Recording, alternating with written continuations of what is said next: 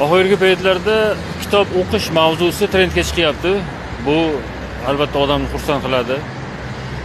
Mana yaqinda Umidjon aka Ishmuhammedovni Millat umidi ko'rsatuvlarida ham kitob mavzusi ko'tarilgan va mana shu ko'rsatuv sababli juda ko'p insonlarning kitob o'qishga bo'lgan, ilm olishga bo'lgan qiziqishi yanada kuchaydi.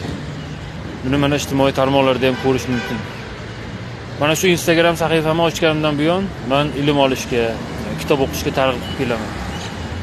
Shunga o'xshagan ko'rsatuvlarni ko'paytirishimiz kerak. Millatimizni, yoshlarimizni ilm olishga, kitob o'qishga qiziqtirishimiz kerak. Chunki o'qimaydigan bo'lsak, biz o'qiganlarni quliga aylanishimiz aniq. Shuning uchun birovga qul bo'lishdan ko'ra yomoni yo'q. Bu millat ilmni yig'ishtirib qo'ygani uchun 70 yil, 80 yil qullikni boshdan kechirdi.